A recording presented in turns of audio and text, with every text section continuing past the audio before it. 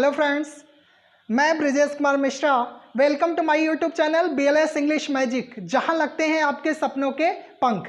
Friends, last video में हम लोगों ने डिस्कस किया था साइलेंट लेटर और लेटर से रिगार्डिंग, यानी कि इंग्लिश अल्फ़ाबेट के जो लेटर हैं वह क्या साउंड प्रोड्यूस करते हैं। और आज की वीडियो में हम लोग प्रोसीड करेंगे अपनी क्लासेस को और देखेंगे कि सेंटेंस का फॉर्मेशन हम लोग कैसे करते हैं। तो सेंटेंस यानी वाक्य का फॉर्मेशन जो हम लोग करते हैं उस पर बेसिकली अगर हम लोग फ्रेंड्स ध्यान दें, फोकस करें, तो हम लोगों को स्पेशली किसी भी सेंटेंस को फॉर्म करने से पहले सिर्फ दो चीज़ें पहचाननी सबसे आवश्यक हो जाती हैं। वह सेंटेंस फॉर्मेशन में कौन सी दो चीज़ें हैं? वह है सिर्फ और सिर्फ हम लोग यहाँ पर देख सकते हैं सब्जेक्ट, किसी भी सेंटेंस का सब्जेक्ट यानी कि कर्ता क्या होता है, और किसी भी सेंटेंस में हम उस कर्ता के साथ वर्ब क्या यूज करते हैं, यानी कि क्रिया क्या यूज करते हैं। या अगर हम सेंटेंस की एक डेफिनेशन ही ले लें तो कह सकते हैं कि सेंटेंस ही वही होता है जिसमें एक सब्जेक्ट यानी एक डूअर या ऑब्जेक्ट ऑफ कन्वर्सेशन हो, अथवा एंड एक वर्ब हो यानी कि एक क्रिया हो। तो हम लोग फ्रेंड्स आज की क्लास में डिस्कस करेंगे सब्जेक्ट क्या होता है और वर्ब क्या होती है। तो आइए स्टार्ट करते हैं। अगर सब्जेक्ट की हम लोग फ्रेंड्स बात करें तो सब्जेक्ट बेसिकली दो तरह से हमें किसी भी सेंटेंस में देखने के लिए मिलता है। एक सब्जेक्ट तो सिंगुलर होता है यानी एक वचन, और दूसरा सब्जेक्ट क्या होता है, प्लूरल होता है यानी कि बहुवचन। और यहाँ पर ध्यान दीजिएगा, ट्रांसफॉर्मेशन यानी कि ट्रांसलेशन करते समय हमें विशेष रूप से ध्यान देना है कि अगर हमारा सब्जेक्ट सिंगुलर है तो हमें उसके साथ सिंगुलर वर्ब यानी कि एक वचन क्रिया को ही रखना है, और अगर हमारा सब्जेक्ट प्लूरल है यानी बहुवचन है तो हमें उसके साथ प्लूरल वर्ब यानी कि बहुवचन क्रिया को ही रखना है। अदरवाइज हमारे सेंटेंस का इंग्लिश फॉर्मेशन जो होगा वह गलत हो जाएगा। इसको अगर हम लोग एक सब्जेक्ट और वर्ब के एग्रीमेंट की विशेषता बात करें तो हमें एक बेसिक फार्मूले पे हम इसको रख सकते हैं, एस और पी का फार्मूला। इसको हम लोग क्या कह सकते हैं, एस और पी का फार्मूला। अगर हम लोग कहें तो एक को हम लोग सब्जेक्ट समझते हैं और दूसरे को हम लोग क्या समझते हैं, अगर हम लोग एक को सब्जेक्ट समझें और दूसरे को हम लोग क्या समझें, वर्ब समझें, तो यहाँ पर हम लोग समझ सकते हैं कि अगर हमारा सिंगुलर सब्जेक्ट है तो उसके साथ हमें सिंगुलर वर्ब रखनी है, और अगर हमारा प्लूरल सब्जेक्ट है तो उसके साथ हमें प्लूरल वर्ब का कॉम्बिनेशन बनाना है, यानी एक वचनकर्ता के साथ क्रिया को भी क्या होना चाहिए, एक वचन होना चाहिए। और अगर हमारा सब्जेक्ट यानी कि कर्ता बहुवचन है यानी प्लूरल है तो हमें वर्ब को भी क्या रखना है, बहुवचन रखना है। तो फ्रेंड्स हम लोग आज इस पर डिस्कस करेंगे। आइए देखते हैं कि सिंगुलर सब्जेक्ट क्या है और प्लूरल सब्जेक्ट क्या है।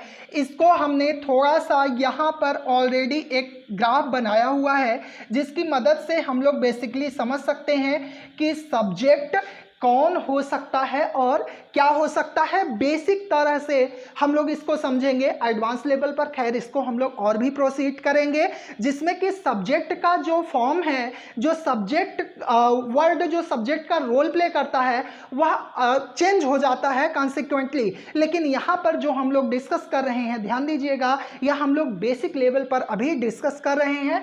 तो अगर हम लोग सब्जेक्ट को देखें तो फर्स्ट पर्सन का जो सब्जेक्ट होता है यानी फर्स्ट पर्सन का जो सिंगुलर सब्जेक्ट होता है वह होता है कौन, आई, यानी कि मैं।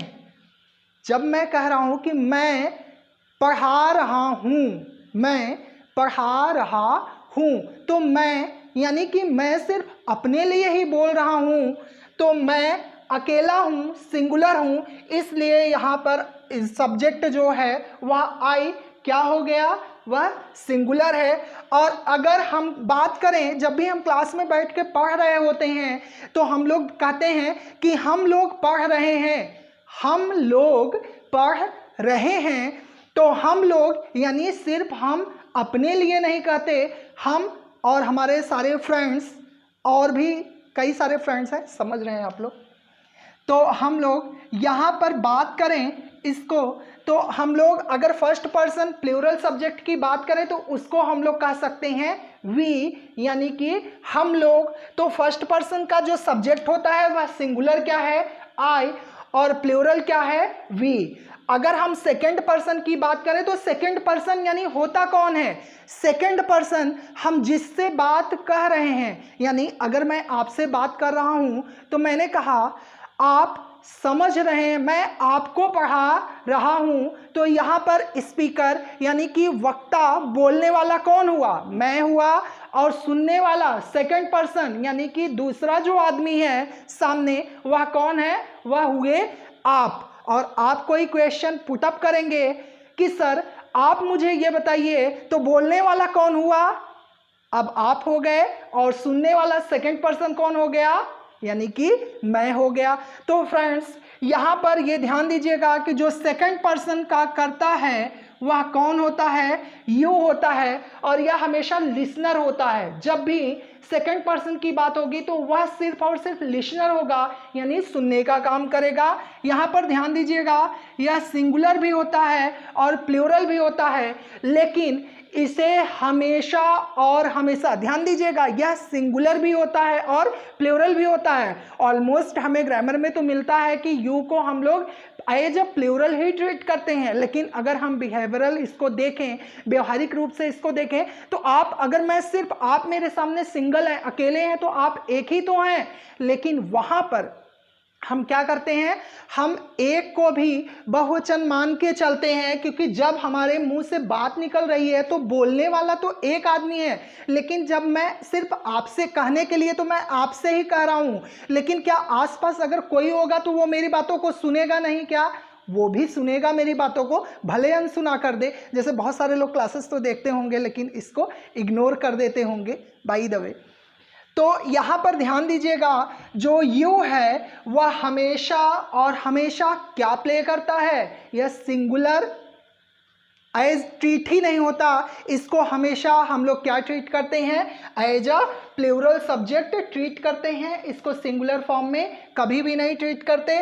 और ध्यान दीजिएगा अगर हम थर्ड पर्सन की बात करें तो थर्ड पर्सन ध्यान दीजिएगा वो होता है जिसके बारे में फर्स्ट और सेकंड पर्सन मिलके बात करते हैं, यानी कह सकते हैं हम लोग इसको ऑब्जेक्ट ऑफ कन्वर्सेशन। क्या कह सकते हैं, ऑब्जेक्ट ऑफ कन्वर्सेशन, यानी जिसके बारे में हम लोग बात कर रहे हैं। तो अगर हम लोग थर्ड पर्सन सब्जेक्ट की, सिंगुलर सब्जेक्ट की बात करें तो हम लोग कह सकते हैं कौन है वह, ही। ही मीन्स, जैसा आप जानते हैं ही मीन्स वह हम किसके लिए यूज करते हैं, मेल। अगर हम लोग बात करें फीमेल के लिए वह ओ या ऐसा कुछ वर्ड हम लोग यूज करें, या उसे या उसके, तो उसके लिए हम लोग क्या यूज करते हैं, शी। अगर हम लोग और भी बात करें तो इसको कह सकते हैं दिस। दूर अगर कोई ऑब्जेक्ट है तो उसको हम लोग क्या कह सकते हैं, दैट, या दूर अगर कोई पर्सन भी है तो उसके लिए हम लोग क्या यूज करते हैं, दैट। और ध्यान दीजिएगा इसमें अगर कोई नाम भी आ जाए तो हम लोग उसको किस में रखते हैं, सिंगुलर में, जैसे राजेश है, रीता है। तो इस तरह से अगर कोई भी नेम है वह है, चाहे वह मेल है या फीमेल, दिस है, दैट है, यानी डिस्टेंस को दिखाएगा, शो करेगा, दिस नज़दीक कोई है तो उसके लिए वह, यानी दिस या वह नज़दीक के लिए, और दैट वह दूर के लिए, तो हम लोग यूज़ करेंगे इसको किसमें, सिंगुलर। और अगर इसके लिए हम लोग प्लूरल की बात करें तो प्लूरल थर्ड पर्सन में कौन हो सकता है, दे, यानी कि जो बहुवचन है वह कौन है, दे। दे मीन्स वे या वे लोग। इसको हम लोग अगर दिस की बात करें तो दिस के लिए हम लोग बहुवचन क्या यूज करते हैं, दीज। अगर हम लोग दूर के लिए बात करें तो क्या कह सकते हैं, दोस्त। और अगर नेम की बात करें, नाम की बात करें, तो इसको हम लोग कह सकते हैं जैसे राम एंड श्याम। तो जब भी दो नाउन यानी दो पर्सन एंड से जुड़े हों, यानी प्रेपोजिशन से वो कंजंक्शन से वो जुड़े होते हैं, तो उनको भी हम क्या ट्रीट करते हैं, एज अ प्लूरल सब्जेक्ट हम लोग ट्रीट करते हैं। तो यहाँ पर ध्यान दीजिएगा, हम लोग सब्जेक्ट को कितने पार्ट में डिवाइड करते हैं, दो पार्ट में। एक तो सब्जेक्ट क्या होता है, सिंगुलर, और दूसरा सब्जेक्ट क्या होता है, प्लूरल।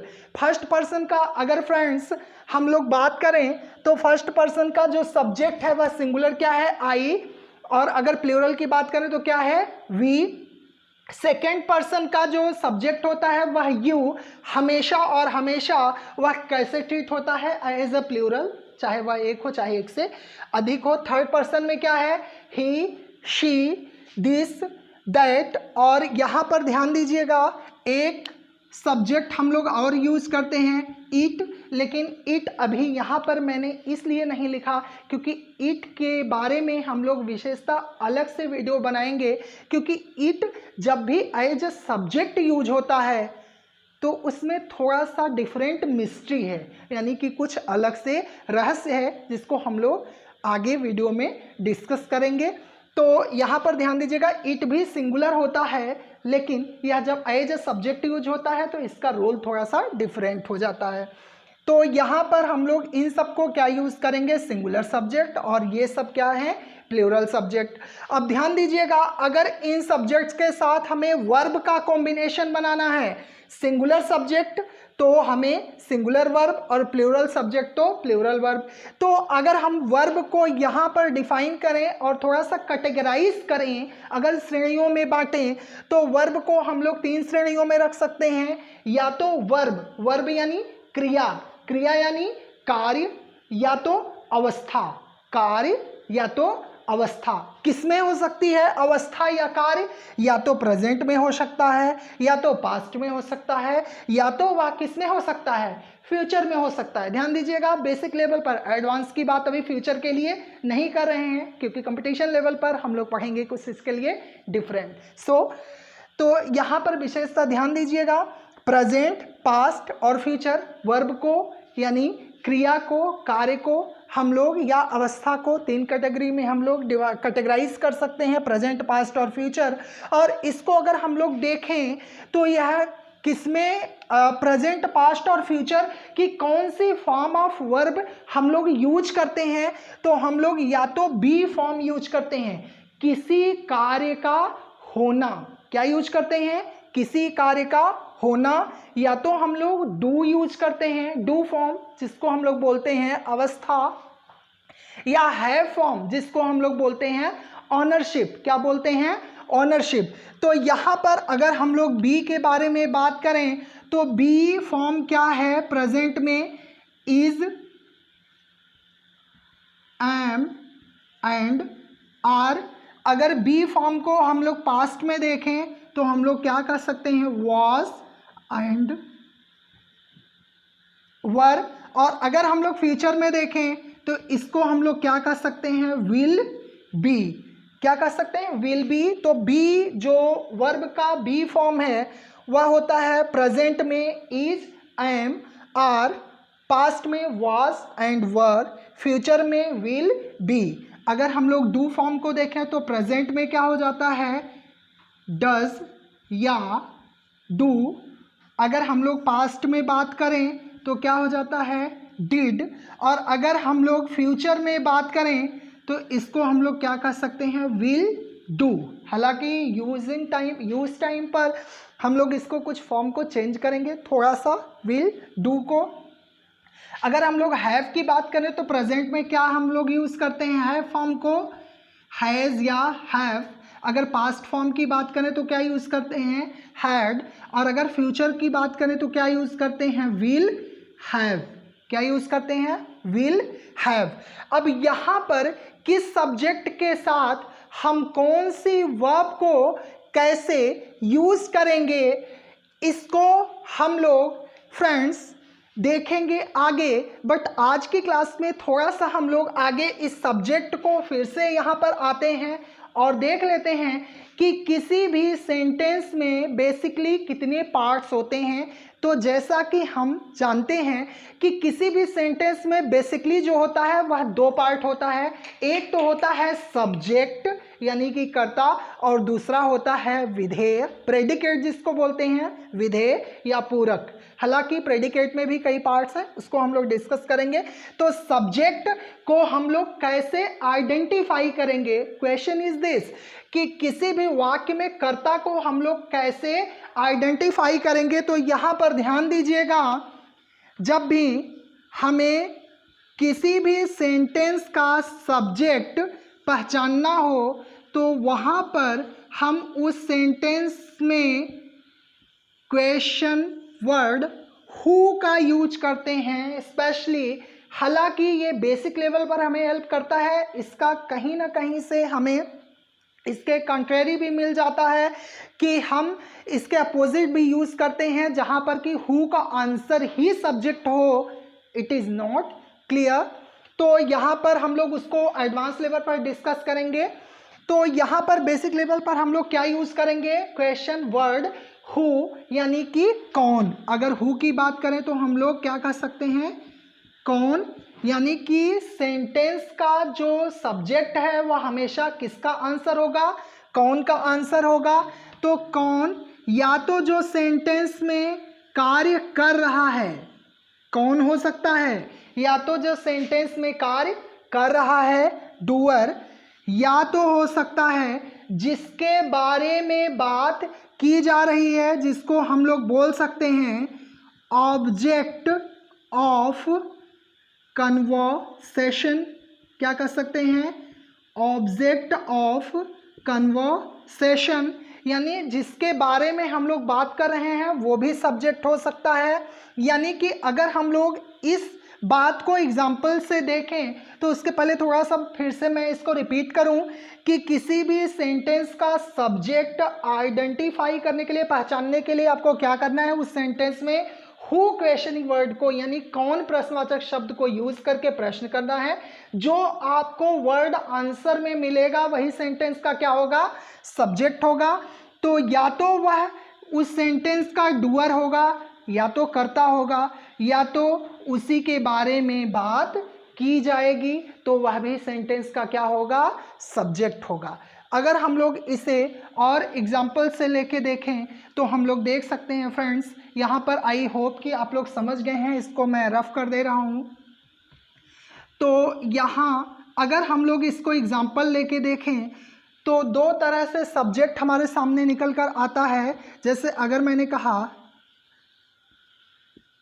रवि इज